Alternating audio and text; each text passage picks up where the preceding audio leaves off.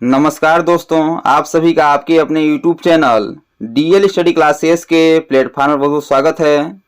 दोस्तों, आज हम साइंस से संबंधित क्वेश्चनों को लेकर आए हैं जो कि आपके RRB NTPC SSC GD RP constable व महिला पर्यवेक्षक एग्जाम में पूछे जा रहे हैं और आने वाले एग्जाम में पूछे जा सकते हैं। तो चलिए बिना देरी किए हुए अपने क्वेश्चन को आगे बढ़ते हैं और देखते हैं कि किस प्रकार के क्वेश्चन हमारे एग्जाम में पूछे जाते हैं। जिसमें पहला क्वेश्चन दिया गया है कि एक अच्छा नेता टीम के प्रदर्शन का आकलन कैसे करेगा। बताना है कि जो एक अच्छा नेता होगा वह अपने टीम के प्रदर्शन का आकलन कैसे करेगा। आपको 4 ऑप्शन दिया गया है। केवल लक्ष्य प्राप्ति के आधार पर, व्यक्तिगत और सामूहिक विकास को ध्यान में रखकर, केवल उच्च प्रबंधन की रिपोर्ट के आधार पर, या केवल अनुशासन और समय की उपस्थिति के आधार पर। तो बताना है जो आपका 4 ऑप्शन है इसमें से आपका कौन सा ऑप्शन करेक्ट हो जाएगा। तो जो एक अच्छा नेता होगा वो अपनी टीम का प्रदर्शन अर्थात आकलन व्यक्तिगत और सामूहिक विकास को ध्यान में रखकर करेगा, इसलिए इसका ऑप्शन नंबर जो बी है ही आपका राइट आंसर हो जाएगा। अगला दिया गया है कि यदि एक आंगनवाड़ी कार्यकर्ता को यह संदेह है कि बच्चों का कुपोषण बढ़ रहा है तो उसे सबसे पहले क्या करना चाहिए। बताना है कि यदि एक आंगनवाड़ी कार्यकर्ता को यह संदेश हो रहा है कि बच्चे का कुपोषण बढ़ रहा है तो उसे सबसे पहले क्या करना चाहिए। तुरंत डॉक्टर के पास भेजना, बच्चे के माता पिता से बात कर समस्या समझाना, बच्चे को केवल अधिक खाना देना, या बच्चे को स्कूल भेजने से रोकना। तो जब एक आंगनवाड़ी कार्यकर्ता को यह संदेह हो कि बच्चों का कुपोषण बढ़ रहा है तो सबसे पहले उसका कदम होना चाहिए कि उस बच्चे के माता पिता से बात करके उस समस्या के बारे में उसे समझाए। इसलिए इसका option number B correct answer हो जाएगा। अगला दिया गया है कि यदि कोई महिला किसी सरकारी योजना के बारे में जानकारी मांगती है तो एक आंगनवाड़ी कार्यकर्ता को क्या करना चाहिए।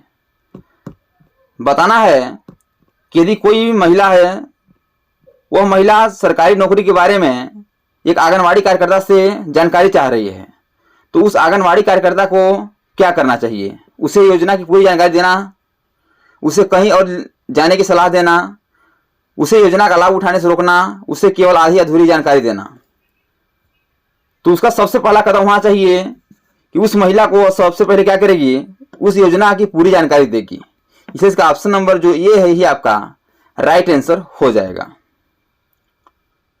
अगला दिया गया है क्रियात्मक विकास का अर्थ क्या है। ऑप्शन है मांसपेशी नियंत्रण, मांसपेशी उचित संयोजन, मांसपेशियों का एकीकरण, या उपयुक्त सभी। तो क्रियात्मक विकास का अर्थ होता है, यह जो आपके तीनों ऑप्शन है सही हो जाएंगे तो ऑप्शन नंबर जो आपका डी है उपयुक्त सभी हुई आपका राइट आंसर हो जाएगा। अगला दिया गया है कि राष्ट्रीय बाल अधिकार संरक्षण आयोग NCPCR के अध्यक्ष की कार्यकाल अवधि क्या है। बताना है कि राष्ट्रीय बाल अधिकार संरक्षण आयोग के जो अध्यक्ष होते हैं उनका कार्यकाल की अवधि क्या होती है। ऑप्शन है 10 वर्ष, 7 वर्ष, 5 वर्ष या 3 वर्ष। तो उनके कार्यकाल की अवधि आपका 3 वर्ष होती है, इसलिए इसका ऑप्शन नंबर जो डी है, ऑप्शन नंबर डी 3 वर्ष ही आपका राइट आंसर हो जाएगा। अगला दिया गया है कि विद्यार्थियों की प्रशंसा की जानी चाहिए। बताना है कि जो विद्यार्थी हैं उनकी प्रशंसा कहाँ की जानी चाहिए। ऑप्शन है एकांत में, अलग से, लोगों के बीच, या व्यक्तिगत रूप से। तो विद्यार्थियों की जो प्रशंसा है वह लोगों के बीच में की जानी चाहिए, इसलिए इसका ऑप्शन नंबर जो सी है ये आपका राइट आंसर हो जाएगा, लोगों के बीच में। अगला दिया गया है कि बालक अपनी मां को पहचानना प्रारंभ कब कर देता है। बताना है कि जब बालक छोटा होता है तो अपने मां को पहचानना किस उम्र में प्रारंभ कर देता है। ऑप्शन है 6 माह, 8 माह, 3 माह या 9 माह। तो जो बालक होता है वह जब 3 माह का होता है अपनी मां को पहचानना प्रारंभ कर देता है, इसलिए इसका ऑप्शन नंबर जो डी है वही आपका करेक्ट आंसर हो जाएगा, 3 माह। अगला दिया गया है किसकी क्रियाशीलता का संबंध मनुष्य की पाचन क्रिया से भी होता है। बताना है किसी क्रियाशीलता का संबंध मनुष्य की पाचन क्रिया से है। ऑप्शन है जनन ग्रंथियां, एड्रिनल ग्रंथि, गल ग्रंथि या अधिवृक्क ग्रंथि।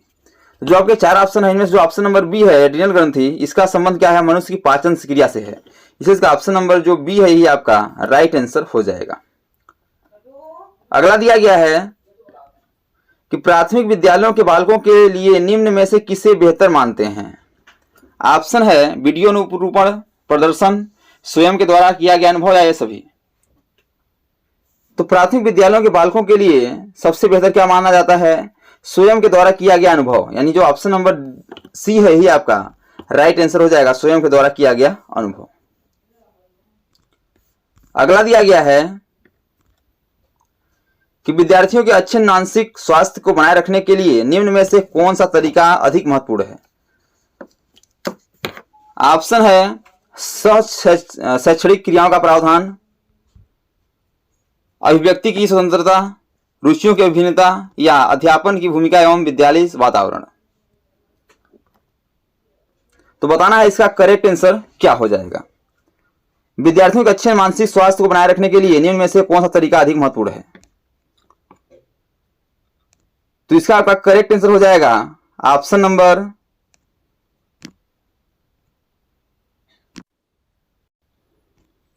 जो ऑप्शन नंबर डी है, अध्यापन की भूमिका एवं विद्यालय वातावरण ही आपका करेक्ट आंसर हो जाएगा। दोस्तों thanks for watching this video. यह वीडियो आपको कैसा लगा कमेंट बॉक्स में जरूर आकर बताइएगा।